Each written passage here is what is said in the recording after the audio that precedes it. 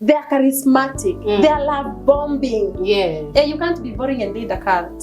You have to show people that you have answers. Come, bring that 310. And the doors and the windows of heaven will open for you.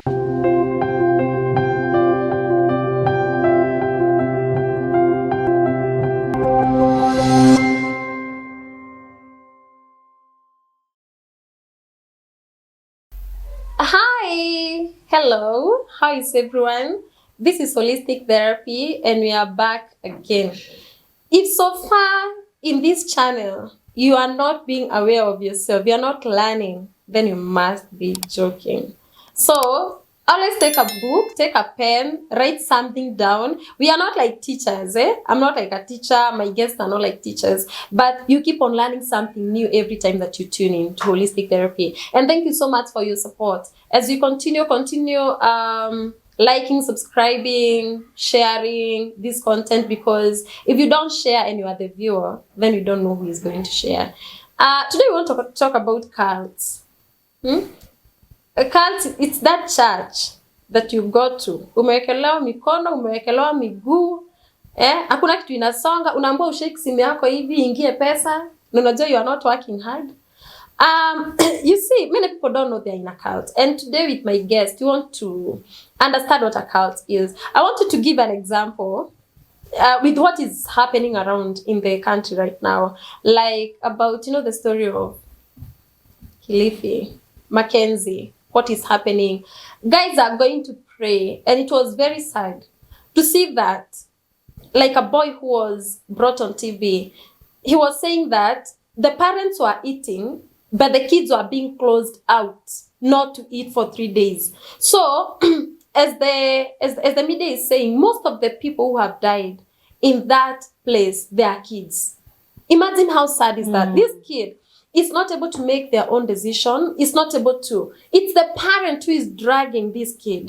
And you see, it is not just for the stupid people. I want you to give an example before I invite my guest. There's this cult which was called the Jonestown Massacre. If you go and Google a massacre of a cult that happened on November 18th, 1978. It killed 900 people. The way those people died, they lined up. Wazazi, wakapanga line na watoto. Wakadungwa sindano. Na watoto wakawekwa dawa ingine through the mouth. It was oral suspension. And they were guards studying all over. So, the leader, alikuwa anaitwa Jones, aliwaambia wakunywe hiyo so that they can prove that they are really Christians. So, there was also another cult. And the cult leader aliambia washirika, they allowed their children to be sexually abused. Na washirika wakakubali, and the girls and the boys were defiled. These are the kinds of things that you are talking today about a cult. What is this kind of brainwashing? What is this that makes someone to leave their brain at home and go to church and you be told things that you are supposed to do which are messing you up?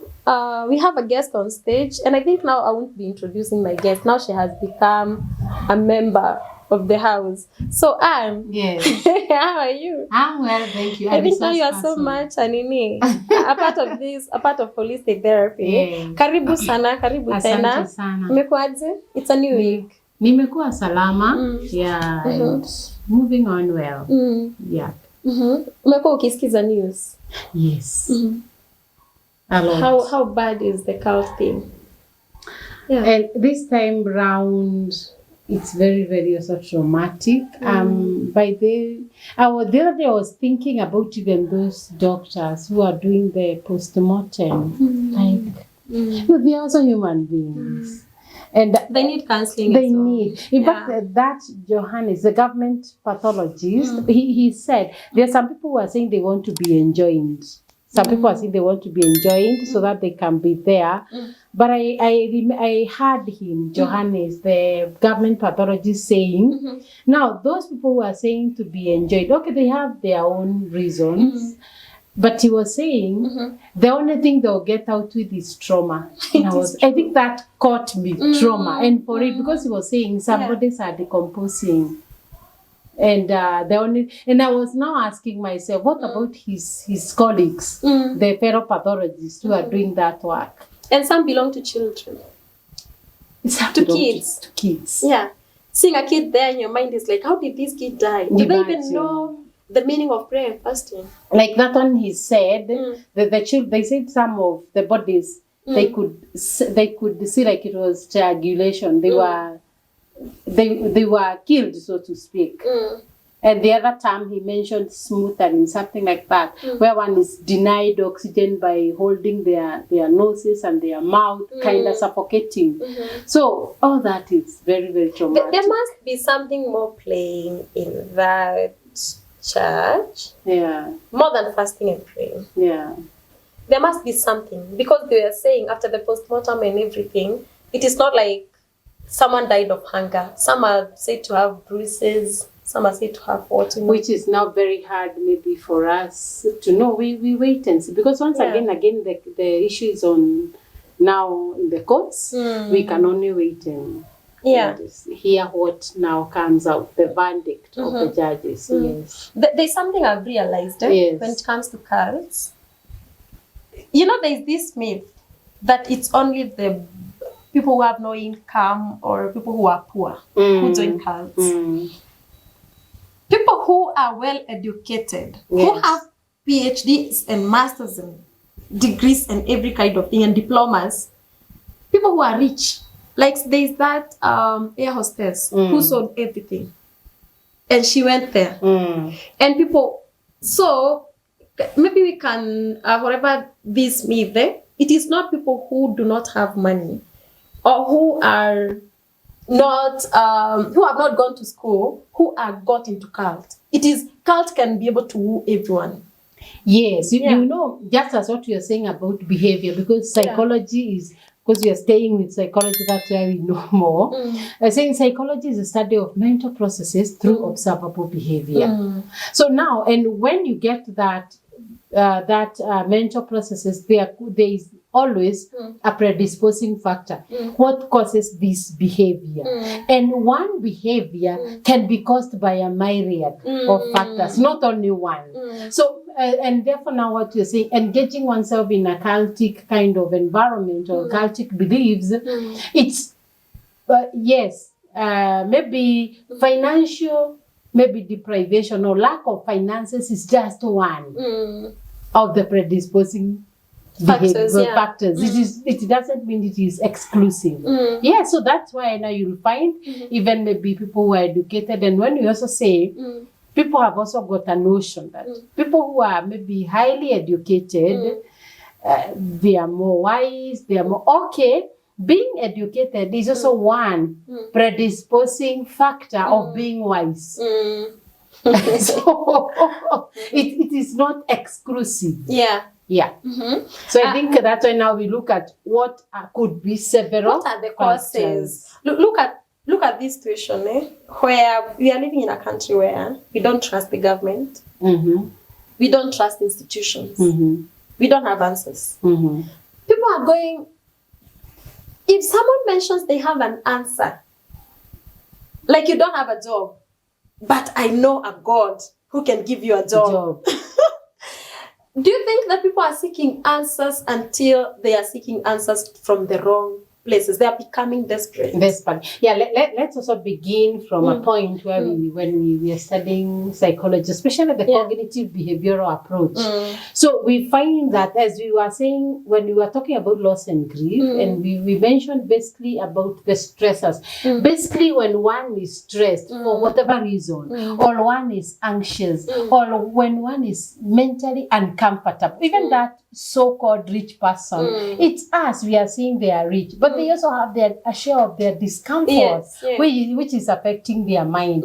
So we find that when from the research and from sciences, the neurosciences and all that, we've now come to agree, although the research is still going on, that human beings, we have 3 levels of brain.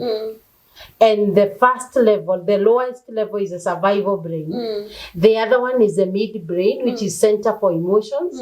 And the other one is a logical brain, which is now, in fact, the neuroscientists call it the human brain. It's the one, the logical, the prefrontal cortex, the logical part of the brain. Now, when you are in any anxious circumstance, no matter the reason, but when you have some kind of a cognitive discomfort, we all rush to survival brain. And you see, survival brain seeks comfort. Yeah. Survival brain seeks to alleviate pain. Yeah. Whichever way, but so long as that pain is being alleviated, survival brain is basically looking for comfort.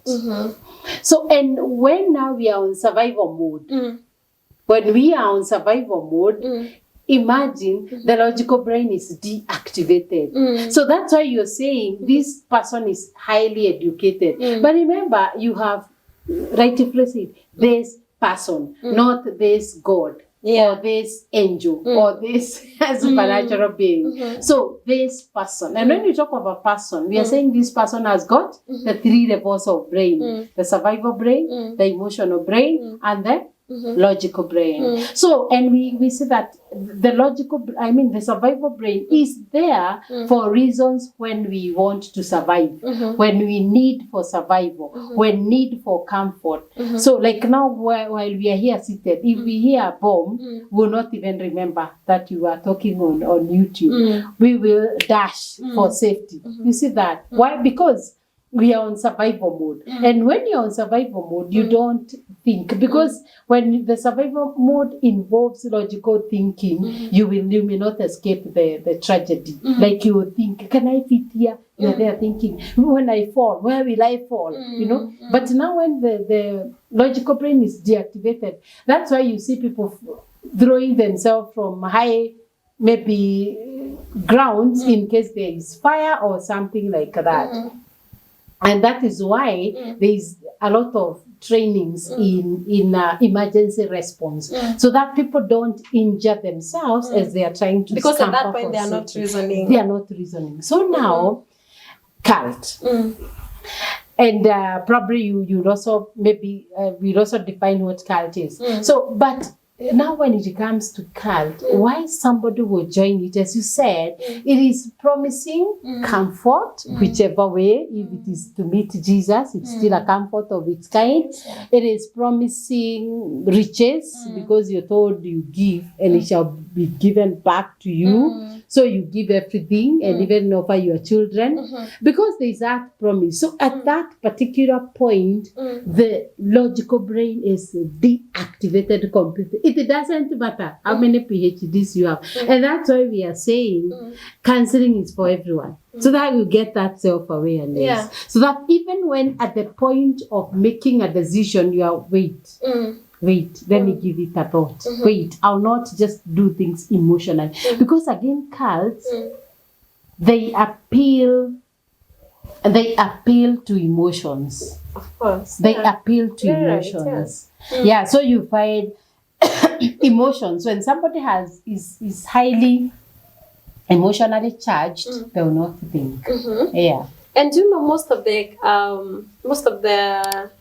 cult preachers, and we won't call them preachers because that is not preaching. Those are terrorists. You know, most of them, they are against counseling. They say that is science, that is demonic. And that's why you find you can never talk. Let me tell you, people who believe in cults, as you are saying about the logical brain, because their logical brain has been brainwashed, you can never tell them what they are doing is not appropriate. They will never, someone will be, let me not just go direct. Yeah. But let's come to the characteristics of those pastors those people who lead cults. They have this grandiose factor. They are charismatic. They are love bombing. Yes. And you can't be boring and lead a cult. You have to show people that you have answers. Come, bring that return. And the doors and the windows of heaven will open for you.